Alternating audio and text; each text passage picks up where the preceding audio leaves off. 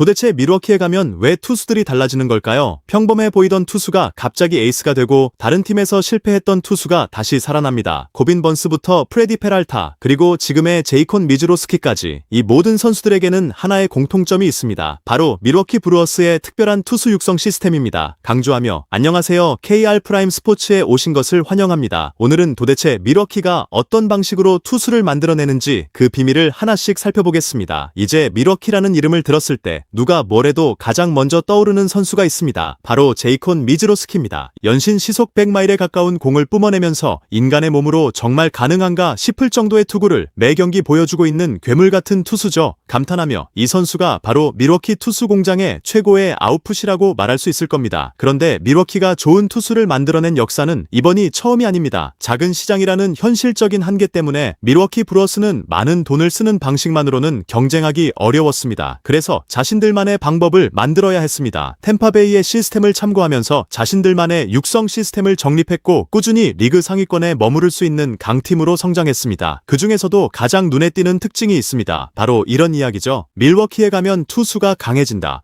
밀워키는 투수를 정말 잘 만들어낸다. 이런 평가가 나오는 이유는 분명합니다. 작년에 이어 올해도 리그에서 가장 많은 승리를 챙길 수 있었던 기반에는 꾸준히 좋은 투수를 만들어낸 시스템이 있었기 때문입니다. 실제로 그 사실을 뒷받침하는 선수들을 대략적으로만 나열해봐도 상당합니다. 코빈 번스, 프레디 페랄타, 데빈 윌리엄스, 조시 헤이더, 브랜든 우드러프, 에릭 라우어, 브라이언 허드슨, 체드 패트릭, 퀸 프리스터까지 이 밖에도 리그에서 활약하고 있는 선수들은 훨씬 더 많습니다. 그렇다면 도대체 밀워키는 뭐가 다른 걸까요? 최고의 선수와 코치 그리고 전문가들이 모이는 메이저리그에서 왜 유독 밀워키만 이렇게 두드러진 성과를 보여주는 걸까요? 오늘은 바로 그 밀워키 시스템에 대한 이야기를 해보겠습니다. 우선 결론부터 말하자면 밀워키가 추구하는 방향은 아주 명확합니다. 바로 저비용 고효율입니다. 자신들이 가지고 있는 데이터와 시스템에 부합하면서도 비교적 몸값이 낮은 선수를 찾아냅니다. 그리고 그 선수를 자신들의 시스템에 맞춰 무작정 바꾸는 게 아니라 선수에게 맞는 방식으로 최적화시킵니다. 이게 바로 밀워키가 잘하는 일이라고 볼 수 있습니다. 대표적인 사례가 앞서 이야기한 제이콘 미즈로스키입니다. 미즈로스키는 2022년 드래프트에서 전체 63순위로 지명됐습니다. 당시 평가가 상당히 엇갈렸던 선수였습니다. 패스트볼과 슬라이더는 매우 높게 평가받았지만 제구 능력에 대해서는 상당한 의문이 있었습니다. 리스크 등급을 최고 수준으로 평가할 정도였죠. 상위 라운드에서는 쉽게 선택하기 어려운 상당히 위험한 매물이었습니다. 부상에 대한 우려도 있었습니다. 그리고 지명된 이후에도 불펜 자원이나 마무리 투수가 될 것이라는 전망이 많았습니다. 하지만 결과는 완전히 달랐습니다. 놀라며 모두의 예상이 빗나갔습니다. 야구가 정말 알 수 없는 스포츠인 이유죠. 그리고 밀워키 출신의 사이영 수상자 코빈 번스 역시 마찬가지였습니다. 코빈 번스는 드래프트에서 전체 111순위인 4라운드에 지명됐습니다. 당시 그렇게까지 주목받던 선수는 아니었습니다. 드래프트 당시에도 그리고 메이저리그에 올라왔을 때도 특별한 재능을 가진 선수라는 평가를 받지는 못했습니다. 실제로 데뷔하고 나서도 처음부터 압도적인 모습을 보여준 것은 아니었습니다. 그런데 밀워키가 이 선수에게 커터를 장착시키면서 상황이 완전히 달라졌습니다. 선수의 모습 자체가 달라졌고 결국 코빈 번스는 사이 영상을 받을 정도의 투수로 성장합니다. 그리고 이 코빈 번스의 성공은 밀워키 피칭 시스템에서 상당히 중요한 순간이었습니다. 말 그대로 밀워키가 자신들의 방향성을 확신하게